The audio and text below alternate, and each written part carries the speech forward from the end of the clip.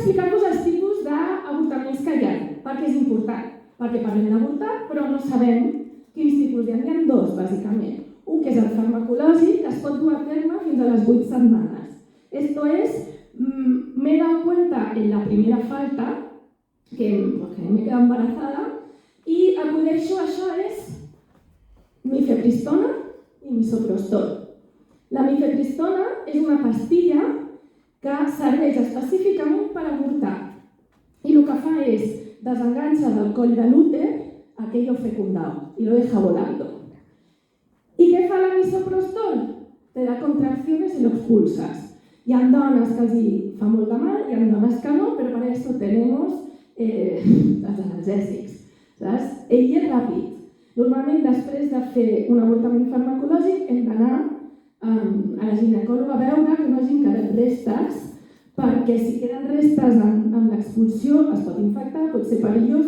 Normalment, fins la següent regla, sentim una mica molestes, però no hem tingut cap problema nosaltres. Cap dona li ha agafat, o sigui, és segur, encara que baixi, que sembli molt espectacular, és molt segur. I el segon tipus d'avortament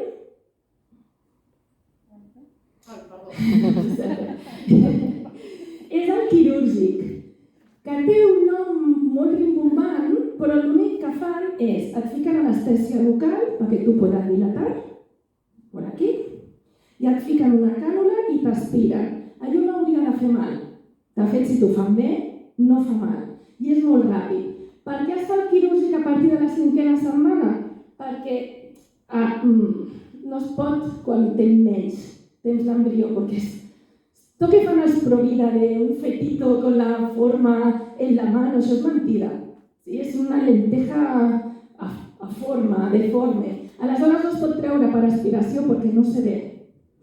Quan es pot treure? Doncs a partir de les 5 a les 14 setmanes de gestació sense problemes a Catalunya, però a partir d'aquí són els avortaments terapèutics que es diu a França, per exemple. Esto es a partir de los 4 meses.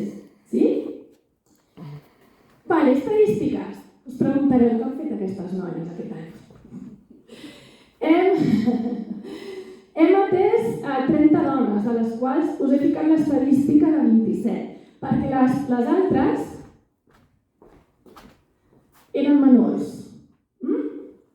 No podem ajudar a avortar a dones menors, ni enviar-les a Catalunya ni enlloc.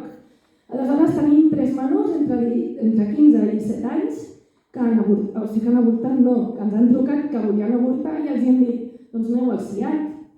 Nosaltres no podem fer res més. Això és una vulneració de drets, no és que ens agradi dir això, però és un problema perquè alguna noia hi ha sigut violació, que és una vulneració dels drets de les nenes. Aleshores, d'aquestes 27, aquest any se'ns ha girat la truita. Normalment ens venien moltes dones temporeres, però aquest any ens han vingut més residents i nacionals. Les fico juntes. A mi no m'agrada fer aquesta distinció, però com som un pelín classistes, saps? Per mi totes les dones, totes, que paguem impostos en aquest país hauríem de tenir tots els drets. I després, quin tipus d'avortament han triat les dones? En un 30% el farmacològic i en un 70% el quirúrgic, perquè és molt més ràpid, no dona símptomes baixes. I sobretot eren dones que podien baixar a Barcelona. Les que no, moltes d'elles, el farmacològic l'han obtingut a la Seu d'Urgell, que ahora iremos a hablar de eso. La situació de les dones que ens han trucat per avortar. Un 25% volien avortar i punto. És que no lo quiero.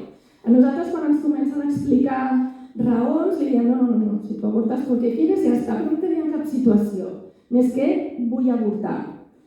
Hi ha un 25% de violència amb la parella. Dones que eren, mira, estic en un procés de violència, soc conscient, per què? Perquè hi ha violació dintre del matrimoni. La violació dintre de la parella estable a Andorra no està legislada. Això és un problema. Ho hem ficat així rosa perquè el que diem és molt greu, saps? Luego ya pues veremos de cómo es. I el 50% són dones en situació de vulnerabilitat o risc d'exclusió social. La la meitat, és molta gent. Les dones en situació de violència no necessàriament tenien risc d'exclusió social. Dones amb risc, temporeres, joves, estudiants, precarietat econòmica, que en Andorra no tenen massa penes de això. Com ens arriben les dones? Creiem que és important. Bastanta per les nostres xarxes, bastanta pel boca-orella. En aquesta última setmana hem gestionat 5 avortaments pel boca-orella. Mira, que me han hablado de ti, de vosotras, i ha estat molt bé. Per a Abortion Support Network ens ha arribat un 20%, sobretot les temporeres, que són, saben que el món és més gran, busquen a internet i moltes ens han trobat per allà. I hi ha un petit 10% aquí, que és que és el cas d'una dona que us explicarem. Voy a darle 5 minutillos, ¿vale? Que aquí a Andorra al CIAT li van donar un document que queda en el CIAT, nosaltres no ho sabíem, i ella va baixar durant una setmana a Barcelona a diferents hospitals públics i li deien no et podem ajudar, tu no entres per la sanitat pública catalana. I va fer com a l'invers el procés. De cop, a l'Hospital de la Vall d'Hebron li van dir escolta, que l'Associació de Drets Sexuals i Reproductius d'aquí a Catalunya sabem que ajuda a avortar dones d'Andorra. Et posem en contacte. I ens va arribar com a la inversa. Va ser un cas que ens va tocar molt i pensem que avui l'hauríem d'explicar. El CIAT. M'he ficat un servei que no serveix. No sabem quants diners ens costa, però ens costen diners. És un servei creat el 2020, però anunciat el 2018 i s'ha creat per fer-nos de pantalla a la xarxa de Mini perquè les dones no ens arribin. Que si fos un bon servei, doncs ja miraríem què, però no és un bon servei. És un servei que no pots trobar enlloc. Quan tu truques al CIAT, segons el dia de la setmana, passen per un cap. I a més l'atenció telefònica no és gaire bona. Jo he trucat algun cop i no et sents gaire a gust quan truques aquí. I aleshores també privatitzen un cop més un dret. El CIAT ens van dir que hi havia assistència psicològica gratuïta. Però no leímos la letra pequeña, perquè és la primera sessió. A partir de la primera sessió, la resta et costa 60 euros. ¿Esto cómo va? Més del CIAT. És un servei poc transparent, no sabem què fan. No hi ha memòries públiques, no sabem quins protocols tenen davant de dones violades. El senyor Espot va dir el 2018 que era un servei on mirarien que les dones que no saben què fer amb un embaràs no desitjat, pues lo tiran en adopción. Porque ya sabemos que las mujeres pues somos un pelín tonticas. I no hi ha dades de totes les dones que han donat els seus fills en adopció ni la casuística. Si eren dones violades, amb vulneració, en situació de pobresa, no hi ha res. I no sabem per suposat qui ha adoptat aquests fills i filles. No és un servei feminista, ni en perspectiva de gènere. No existeix. Això ja us ho he explicat. Volem parlar d'una altra incongruència i és que la llei a Andorra permet que les noies es puguin casar amb 16 anys. El consentiment sexual és de 14, que no me parece ni bien ni mal, però no puc avortar.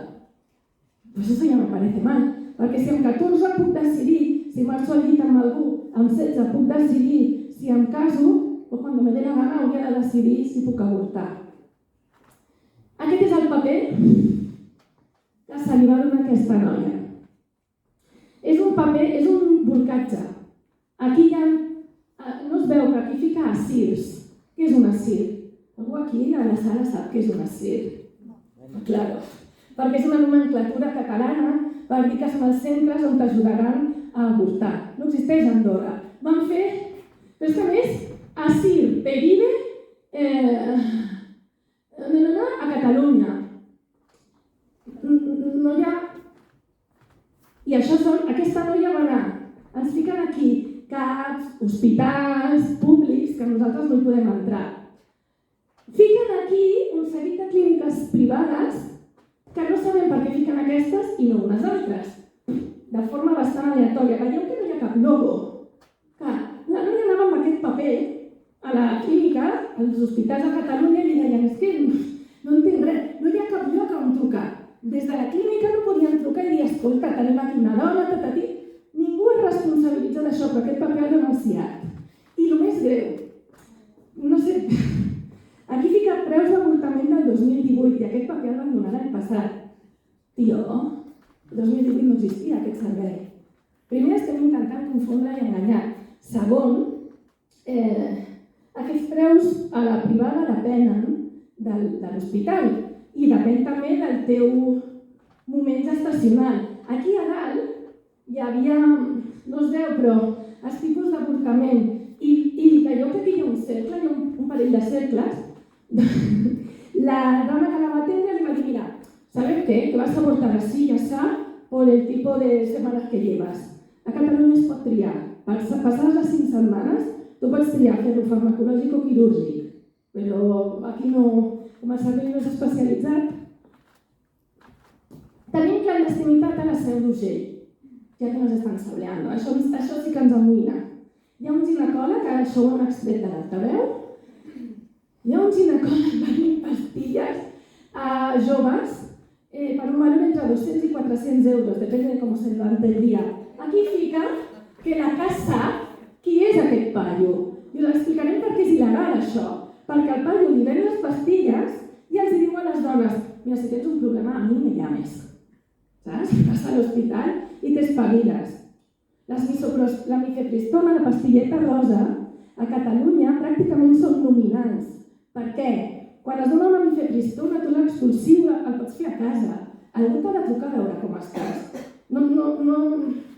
No sé si us en feu càrrec que és estar fent un expulsiu sol a casa pensant que estàs fent una cosa malament amb clandestinitat i on te han sableado. Les 3 pastilles que heu vist més els analgèsics tenen un cost de 20 euros. Com que en la SEU nos estan vendiendo a 200, 300, 400, això no pot ser. A més, que si passem a la següent, al Sant Hospital, et diuen que en aquest preu, entre 300 i 400, tens les visites ginecològiques o les urgències. Però tu no pots creuar frontera con una hemorràgia. I si estàs sola? Si no pots agafar cotxe? I si te hace un daño de morir-te? Estan vulnerant drets perquè ens haurien de dir que si hi ha algun problema podem anar a l'hospital de casa nostra, que no passa res. No els donen un paper, res, on diguin, escolta, t'has d'amoïnar quan? Per si això hi ha uns protocols estandarditzats.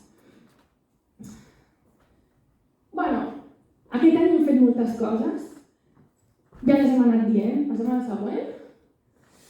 És molt important aquesta diapo. Heu de saber què. Quan prengueu les pastilles abortives a la Seu, a Barcelona o a la Conchinchina i torneu a casa, la pastilla rosa, la mifepristona, te la prens i has d'esperar 24 hores per prendre la misoprostol. Tu tornes a casa. La primera, que és la mife, te la tomes en Catalunya, que és legal. I a casa te toman el misoprostol, que el misoprostol és un protector gástrico. És legal tomarse el misoprostol en casa. Si tenim qualsevol problema, podem anar a l'hospital. Que voleu dir que heu començat un avortament? Ho dieu, perquè heu començat a Catalunya. Que no ho voleu dir? No hi ha rastres. No queden rastros de les pastilles en sang.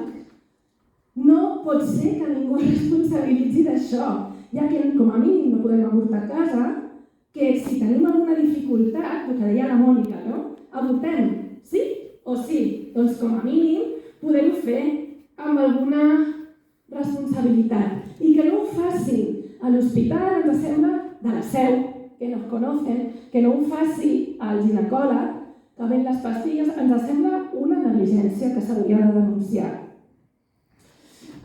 Només em queda això. Per més informació estem per aquí i anem a fer uns 10 minutets de pisco. Gràcies.